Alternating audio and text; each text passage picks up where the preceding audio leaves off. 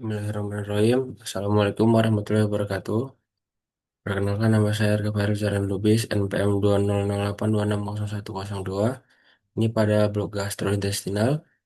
Nah, jadi di sini saya akan menjelaskan tentang GERD.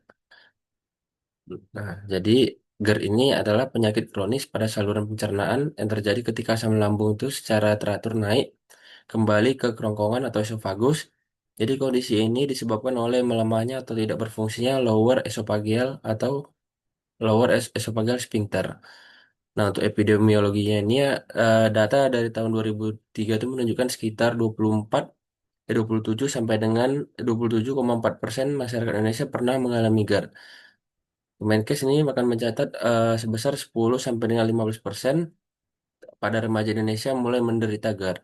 Beberapa studi lokal menunjukkan prevalensi yang lebih cukup tinggi pada kelompok usia produktif rata-rata 31 tahun dengan presentasi wanita itu 52,8% sedikit lebih tinggi dibanding pria.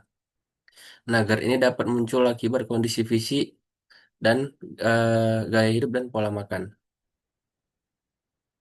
Nah, untuk etiologi dari GERD ini, pertama tuh ada gangguan mekanisme, kemudian ada gaya hidup dan kebiasaan makan, lalu ada faktor fisik, obesitas, kehamilan, stres, dan kecemasan, lalu ada penggunaan obat-obatan. Nah, untuk gaya hidupnya itu pada pola makan buruk tuh biasanya konsumsi makanan yang berlebihan, makanan berlemak, pedas, asam, seperti tomat dan jeruk, coklat, serta berkafein atau berkarbonasi. Lalu untuk faktor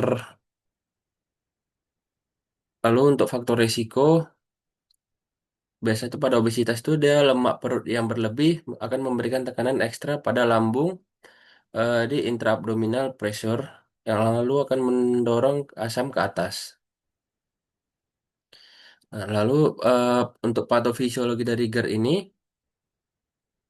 jadi yang pertama tuh akan mengalami kegagalan mekanisme pertahanan atau faktor definitif. Jadi itu akan ada terjadi disfungsi LES. Ini adalah penyebab tersering. Sphincter ini seharusnya menutup rapat, namun pada penderita GERD tekanannya melemah atau terjadi relaksasi spontan. Kemudian ada peningkatan faktor perusak, lalu ada faktor pengosongan. Nah, untuk manifestasi klinisnya itu eh, ada gejala tipikal dan atipikal. Untuk tipikalnya itu ada heartburn, ini ada rasa sensasi terbakar di dada, kemudian ada regurgitasi, ini cairan lambung atau asam atau sisa makanan yang naik kembali ke kerongkongan.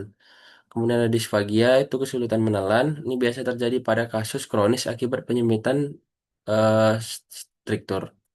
Kemudian untuk gejala atipikalnya itu ada gejala pernapasan seperti batuk kronis, terutama itu di malam hari. Kemudian ada sesak napas yang mirip asma. Kemudian ada gejala THT itu suaranya serak, kemudian radang tenggorokan yang berulang.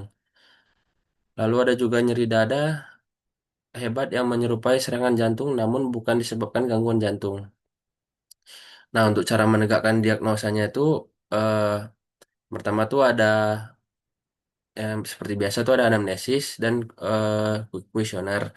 Kemudian ada PPI test. Jadi dokter nanti akan memberikan obat PPI atau seperti omeprazol dosis tinggi selama 1 sampai dengan 2 minggu. Jika gejala membaik secara signifikan, diagnosis GERD ini dapat dikonfirmasi tanpa tes invasif lebih lanjut. Kemudian untuk pemeriksaan penunjang itu ada endoskopi. Jadi ini merupakan dari saluran cerna atas atau EGD. Prosedur ini utama untuk melihat langsung kondisi mukosa esofagus. Kemudian ada ambulatory pH monitoring. Ini ada gold standar untuk mengukur kadar asam di esofagus selama 24 jam. Kemudian ada manometri esofagus. Ini digunakan untuk menilai fungsi motorik dan tekanan otot katup. Lalu ada radiologi atau barium swallow. Ini pasien meminum cairan barium untuk melihat adanya kelainan struktur seperti hernia, hiatus, atau penyempitan esofagus. Nah, untuk komplikasinya sendiri itu belum lalu bisa diberikan terapi farmakologi seperti PPI, H2RA dan antasida dan lain-lain. Nah, untuk tindakan lanjutnya itu ada tindakan bedah dan endoskopi. Kemudian untuk komplikasi dari GERD ini yang pertama adalah kerusakan jaringan pada kerongkongan, terutama pada esofagitis. Ini peradangan hebat yang menyebabkan luka atau ulkus pada dinding kerongkongan.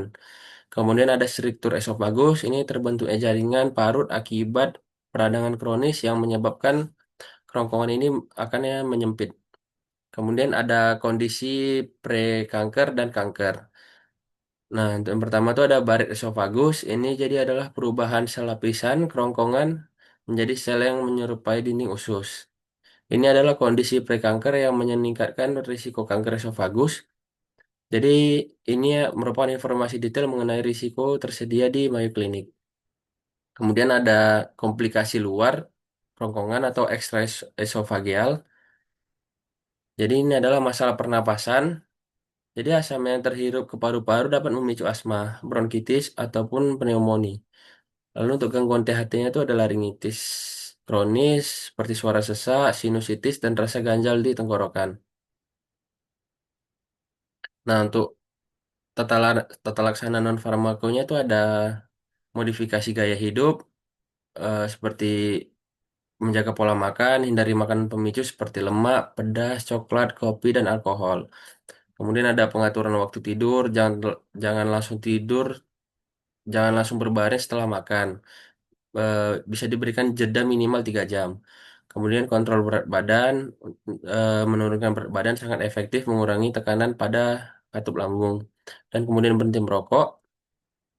Nah, untuk terapi farmakologinya atau obat-obatan itu seperti tadi bisa diberikan PPI, seperti omeprazol, lansoprazol, dan esomeprazol. Biasanya dikonsumsi 30 sampai dengan 60 menit sebelum makan. Kemudian ada juga H2 reseptor antagonis. Ini digunakan untuk kasus yang lebih ringan atau sebagai tambahan. Contohnya itu famotidin. Lalu ada pemberian antasida dan prokinetik. Eh, Lalu bisa juga untuk tata laksana yang lain tuh seperti tindakan bedah dan endoskopi. Baik, mungkin sekian hasil presentasi mind map dari saya. Lebih dan kurang saya mohon maaf. Berikut referensi yang saya gunakan yang di bawah ini untuk membuat mind map ini. Eh, Apabila ada yang kurang mohon dimaafkan. Saya tutup dengan doa penutup majelis. Subhanakallahumma wa bihamdika asyhadu alla ilaha illa anta astaghfiruka wa atubu ilaik. Terima kasih. Assalamualaikum warahmatullahi wabarakatuh.